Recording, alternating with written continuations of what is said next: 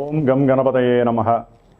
ఓం జ్ఞానానందమయం దేవం నిర్మలస్ఫటికాకృతిం ఆధారం సర్వవిద్యానాం శ్రీ హయగ్రీవముపాస్మహే.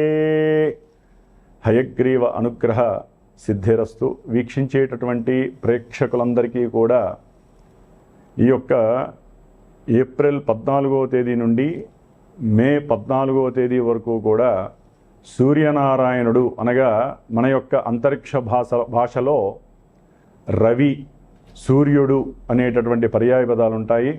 కాబట్టి ఈ సూర్య భగవానుడు మీనరాశిలో నుంచి మేషరాశిలోకి తన యొక్క ప్రవేశాన్ని కావిస్తూ ఉచ్చస్థితాన్ని కలిగినటువంటి 10 డిగ్రీల వరకు కూడా ఈ సూర్య భగవానుడు ఉచ్చస్థితిని కలిగి ఉంటాడు.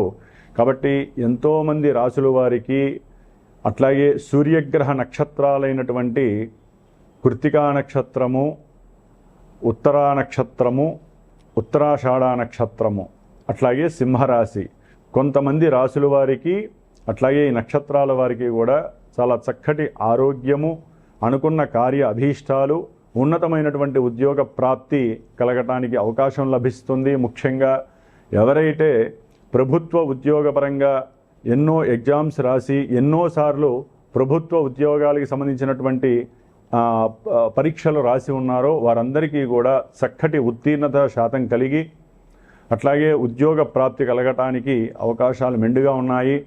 ముఖ్యంగా ఈ యొక్క నెలలో ఏప్రిల్ 14 నుంచి కూడా మే 14 వరకు గ్రహస్థితుల్ని కనుక పరిశీలించినట్లయితే ముఖ్యంగా మాసవారి మేష సంక్రమణం అంటే రవి ఒక రాశిలో నుంచి ఇంకొక రాశిలోకి ప్రవేశించినప్పుడు సంక్రమణం అంటారు. ఇది చాలా విశిష్టమైనటువంటిది. అటు పితృదేవతలకి చాలా పవిత్రమైనటువంటి రోజు ఈ సంక్రమణం. అట్లాగే ఈ యొక్క సూర్య భగవానుడు నెలకి కరెక్ట్గా 1 డిగ్రీ చొప్పున రోజుకి 30 డిగ్రీలు కూడా పరిభ్రమిస్తూ 30 రోజుల్లో ఆయన మారేటటువంటి నక్షత్రాలని బట్టి వారి జాతక చక్రంలో ఎవరైతే ఈ రాశులు చూసుకుంటున్నారో వారి యొక్క జాతక చక్రంలో నడిచేటటువంటి దశలు, అంతర్దశలు, విదశల్ని బట్టి వారి యొక్క జన్మలగ్నాన్ని బట్టి ఈ సూర్య భగవానుడు ఎక్కడ ఉంటాడో ఆ యొక్క ఫలితాలని మనకి ఇప్పుడు ప్రసాదిస్తూ ఉంటాడు. మంచి కావచ్చు, చెడు కావచ్చు. కాబట్టి చాలామందికి రాశి మాత్రమే మా యొక్క నక్షత్రము, మా యొక్క రాశిదండి ఎలా ఉంటుంది అని మాత్రమే కనుక్కుంటున్నారు. కానీ ఈవెంట్స్ వైజ్ కానివ్వండి లేదా మీకు ఏదైనా ఇబ్బందులు కలుగుతున్నప్పుడు మీ జాతక పర్యవేక్షణని మీ మనసుకి నచ్చినటువంటి గురువు ద్వారా చక్కగా తెలుసుకొని ఎన్ని రోజులు ఎన్ని నెలలు మేము జాగ్రత్తగా ఉండాలి, ఏ అంతర్దశల్లో మేము విద్యకు కానివ్వండి, ఉన్నత విదేశాలకు కానివ్వండి, లేకపోతే వివాహపరమైనటువంటి చర్యలు చేపట్టడానికి, ముఖ్యంగా ఎవరైనా సరే ఆరోగ్యపరంగా బాలేనప్పుడు ఆరోగ్యానికి ఏ ఫలితాలు అంటే ఏ ఫలితాన్ని ఇచ్చేటటువంటి దేవతలను ఆరాధించాలి, అట్లాగే సంతానము కలగకపోవడానికి కారణం ఏంటి, ఇవన్నీ కూడా జన్మజాతకంలో మాత్రమే తెలుస్తాయి. రాశిని బట్టి కొంతవరకు మాత్రమే మనకి జాతక విశ్లేషణ పరంగా ఇక్కడ ప్రస్ఫుటమవుతాయే తప్ప డైరెక్ట్గా చంద్రుడు అనేటటువంటి వాడు మానసిక చర్యల్ని మాత్రమే సూచిస్తాడు, సూర్యుడు మాత్రమే ఆత్మని సూచిస్తూ ఉంటాడు. కాబట్టి జన్మజాతకం ప్రధానం. ముఖ్యంగా ఈ యొక్క నెలలో గ్రహాల యొక్క గోచార స్థితులను కనుక మనం గమనించి ఉన్నట్లయితే కనుక సూర్య భగవానుడు మేషరాశిలో ఏప్రిల్ 14 నుంచి మే 14 వరకు ఉంటాడు. అట్లాగే మాసగ్రహాలైనటువంటి శుక్ర భగవానుడు ఈ యొక్క మేషరాశిలో దాదాపుగా ఏప్రిల్ 19వ తేదీ వరకు ఉండి ఏప్రిల్ 19 నుంచి మరలా వచ్చే సంక్రమణం వరకు కూడా వృషభ రాశి తన యొక్క సొంత రాశిలో ఉండి చాలా చాలా మేలు కలిగిస్తాడు కొన్ని రాశుల వారికి. అట్లాగే బుధ మహారాజు, మరి ఈ బుధుడు దాదాపుగా 11వ తేదీ ఏప్రిల్ 11 వరకు కూడా కుంభరాశిలో ఉంటూ మీనరాశిలో దాదాపుగా ఈ యొక్క ఏప్రిల్ 11వ తేదీ నుండి కూడా చివరి వరకు ఉండే అవకాశం ఉంటుంది. కాబట్టి ఈ యొక్క శుక్ర భగవానుడు, బుధుడు, అట్లాగే రవి, ముఖ్యమైనటువంటి గ్రహము కుజుడు. ఈయన శనితో కలిసి మే 10వ తేదీ వరకు కూడా మీనరాశిలోనే సంచారం చేస్తూ ఉంటాడు. కొంచెం కొన్ని రాశుల వారు మాత్రము కుజుడు శని ఆపరేటింగ్ అయ్యేటటువంటి రాశి మీనరాశి కాబట్టి కొన్ని రాశుల వారు జాగ్రత్తగా ఉండాలి.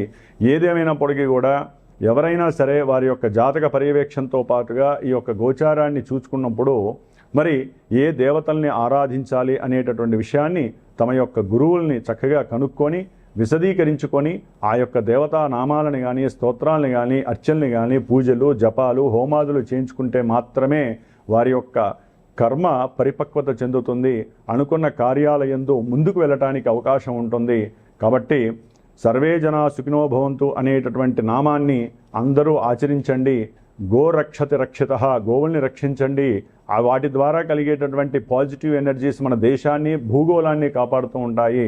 వృక్షో రక్షతి రక్షిత, వృక్షాలని ఎవరూ కూడా ఛేదించకండి, వృక్షాలని సాధ్యమైనంత వరకు పెంపొందించుకోండి. ఎందుకంటే ఒక్కొక్కరి యొక్క జన్మ నక్షత్రాన్ని బట్టి ఒక్కొక్క వృక్షము ఉంటుంది, రాశుల్ని బట్టి వృక్షం ఉంటుంది. కాబట్టి ఆ వృక్షాలని పెంచితే గనక వారి యొక్క ఆయురారోగ్యాలు బాగుంటాయి. ఇట్లా ఎన్నో విషయాలు మన యొక్క జ్యోతిష్య శాస్త్రంలో నిక్షిప్తమై ఉన్నాయి. కాబట్టి మరి మేషరాశి నుంచి మీనరాశి వరకు, అట్లాగే అశ్విని నక్షత్రం నుంచి రేవతి నక్షత్రం వరకు ఎవరికి ఈ మాసాంతము సూర్య సంక్రమణం వలన మేషరాశిలో సంక్రమించినటువంటి ఈ యొక్క సూర్య సంక్రమణం వలన ఈ 4 గ్రహాలతో పాటుగా కుజుడు, అట్లాగే గురుడు మిథున రాశిలోనే ఉంటాడు, అట్లాగే శని భగవానుడు మీనరాశిలో ఉంటాడు, కేతువు సొంత నక్షత్రంలో సింహరాశిలో ఉంటాడు, రాహువు కుంభరాశిలో సొంత నక్షత్రంలో ఉంటూ కూడా వారు చేసే విన్యాసాలు, వారిచ్చే ఫలితాలు మనం ఇప్పుడు తెలుసుకుందాం. కన్యారాశి. కన్యారాశి వారికి ఈ 2026 సంవత్సరం ఏప్రిల్ 14 నుంచి మే 14వ తేదీ వరకు గ్రహాల యొక్క గోచార స్థితిని గనక మనం గమనించినట్లయితే అష్టమంలో ఉచ్చస్థిత రవి, సప్తమంలో బుధుడు, నీచస్థిత బుధుడు, కుజుడు, శని భగవానుడు, 6వ స్థానంలో రాహువు, ఈయనొక్కడే అమృత యోగము. అట్లాగే కన్యారాశి వారికి కర్మస్థానమైనటువంటి మరి 10వ స్థానంలో గురుడు, 12వ స్థానంలో కేతువు. ఈ కన్యారాశి వారికి ముఖ్యంగా యోగించేటటువంటి గ్రహాలు రాహువు, అట్లాగే ఈ నెల దాదాపు 19 వరకు అష్టమంలో ఉన్న శుక్రుడు కొంతవరకు పర్వాలేదు, కొంతవరకు మాత్రమే భాగ్యంలోకి వచ్చిన తర్వాత స్వక్షేత్రంలోకి చాలా అనుకూలిస్తున్నాడు. కాబట్టి శుక్ర రాహువులు అనేటటువంటి 2 గ్రహాలు మాత్రమే ఈ కన్యారాశి వారికి యోగిస్తున్నాయి. అంటే ఆర్థికంగా, గృహపరంగా, కుటుంబపరంగా వీరు ఏదైనా మాట్లాడినా చక్కగా డబ్బు రావటము, అట్లాగే భార్యాభర్తల మధ్య అన్యోన్యత, ఇవన్నీ కూడా శుక్ర భగవానుడి వలన కాస్త కుటుంబంలో చక్కటి మృష్టాన్న భోజన ప్రాప్తి, ధనలాభము, తండ్రి వలన మంచి ప్రోత్సాహకరమైనటువంటి సిద్ధి కలగటము, ఇవన్నీ కూడా కలుగుతున్నాయి. ఆకస్మికంగా ఎన్నో రకాలైనటువంటి ధన విషయాలలో ఫ్లక్చువేషన్స్ మంచిగా జరుగుతున్నాయి శుక్ర భగవానుడి వలన. రాహువు వలన వ్యాపారంలో వృద్ధికి సంబంధించిన విషయాలు కావచ్చు, శత్రు రోగ రుణ నివృత్తి కలగడానికి రాహువు కొంతవరకు డైరెక్ట్గా ప్రోద్బలం చేపిస్తాడు. కానీ రాహు ఉన్నటువంటి ఆ యొక్క రాశియాధిపతి అయినటువంటి శని ప్రభావాలు రాహు ఇవ్వటానికి అవకాశాలు ఎక్కువగా ఉన్నాయి. గోచారంలో రూల్స్ ప్రకారం ముద్దుగా వెళ్ళామనుకోండి, రాహు శుభ ఫలితాలు ఇస్తాడు అనే విషయం ఒక్కటే చెప్పచ్చు. శత్రువులు మిత్రులు అవుతారు, రోగాలు తొలగిపోతాయి, రుణములు తొలగిపోతాయి. ఎందుకు తొలగిపోతాయి? ప్రతి నెల తొలగిపోతూనే ఉంటాయా? మళ్ళీ జన్మజాతకంలో వారికి గనక రాహువు యాక్టివేట్ అయ్యి ఆయన శుభాలు ఇస్తే ఇక్కడ రాహువు మంచినిస్తాడు, గుర్తుపెట్టుకోండి. డైరెక్ట్గా గోచార ఫలితాలు 100% రిజల్ట్ని మీకు ఇచ్చేవి. అందుకనే చాలామంది ఫోన్లు చేసి చెప్తూ ఉంటారు, గురువు గారు మాకు మీరు చెప్పినవి కొన్ని జరగట్లేదండి. ఎందుకు జరుగుతాయండి? మీ జన్మజాతకం ఒకటి సూచిస్తే గోచారం కొంతవరకు మాత్రమే దాన్ని అద్దంలో చూపిస్తుంది. మీరు అద్దంలో చూసేసి మాకు ఇదే జీవితం అనుకుంటే ఎట్లా? జన్మజాతకం చాలా మెయిన్ ఇంపార్టెన్స్. మరి ఉద్యోగంలో ప్రాప్తి కలగాలిగా. రాహు ఎప్పటి నుంచో ఉన్నాడు ఆయన అక్కడ 5-6 నెలల బట్టి. మనకేంటంటే ముఖ్యంగా గోచారంలో ఈ యొక్క సంక్రమణ ఫలితాల్లో రవి, కుజ, శుక్ర, బుధ ఈ 4 గ్రహాలు ఇంపార్టెన్స్. మరి రవి చూస్తే ముఖ్యంగా కన్యారాశి వారికి ఆకస్మికంగా ఉద్యోగంలో మార్పు అనుకున్నది కాస్త తీసేయడం కూడా జరుగుతుంది. ఉద్యోగంలో పెద్ద ఉద్యోగస్తుల ద్వారా అవమానాలు ఎదుర్కొనే పరిస్థితి కలుగుతుంది. ఏదో వీరికి తండ్రి గారి యొక్క ఆరోగ్యరీత్యా హాస్పిటల్స్కి వెళ్ళటం, ధనాన్ని నష్టపోవటం, ఇలాంటివి ధనపరమైనటువంటి నష్టాలు ఆకస్మికంగా కలిగేటటువంటి ఎన్నో కుటుంబ కష్టాలు ఈ కన్యారాశి వారికి కలగడానికి అవకాశం ఉంటుంది. ఉద్యోగంలో వెసులుబాటు లేక పిచ్చెక్కేటటువంటి పరిస్థితి కన్యారాశి వారికి కొంతమందికి. ఎందుకంటే రవి బలంగా ఉన్నాడు అష్టమంలో, కానీ అది అష్టమం అయింది కదా ఉచ్చస్థితి అయినప్పటికీ. కానీ అష్టమంలో ఉచ్చస్థిత రవి ఒక రకంగా చెప్పాలంటే విదేశాలలో ఉన్నటువంటి వారికి కొంతమందికి అనుకూలమైనటువంటి ధనప్రాప్తి కలగటానికి, కొంతమంది నష్టపోతారండి.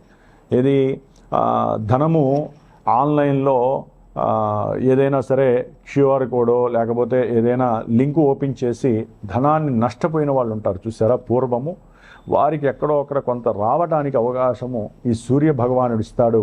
ఎప్పుడు వీరు సూర్యుడిని ఆరాధిస్తే.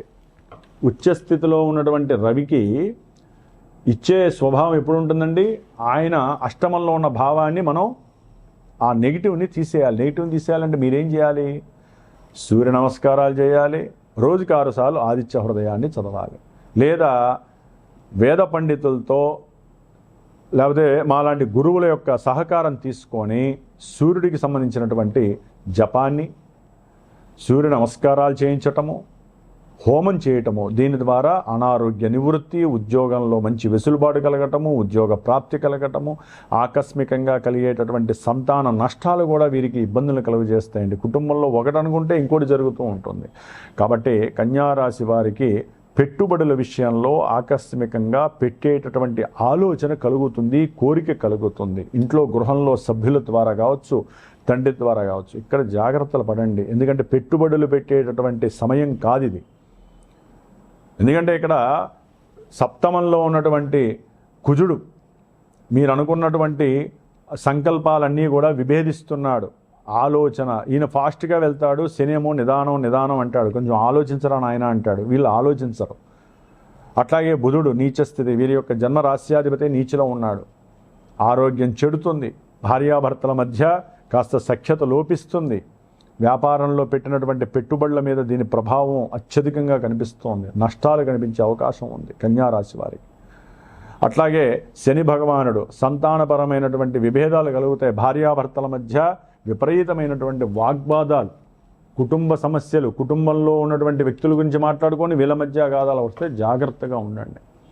కొంచెం ఆరోగ్యమైన శ్రద్ధ పెట్టండి. చేసేటటువంటి ఉద్యోగ ప్రయత్నాలలో మీకు కాస్త చుక్కెదురు కలిగే అవకాశం కనిపిస్తోంది.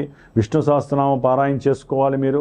అట్లాగే ఈ 3 గ్రహాలతో పాటుగా మరి రవికి కంపల్సరీ, కేతువుకి, గురువుకి ముఖ్యంగా ఉద్యోగంలో చేసే ఉద్యోగంలో వెసులుబాట్లు కనపడకపోగా కొంతమంది ఉద్యోగాలు చేస్తూ ఉంటారు, వ్యాపారాలు చేస్తూ ఉంటారు, మార్పులు కలిగే అవకాశం ఉంటుంది.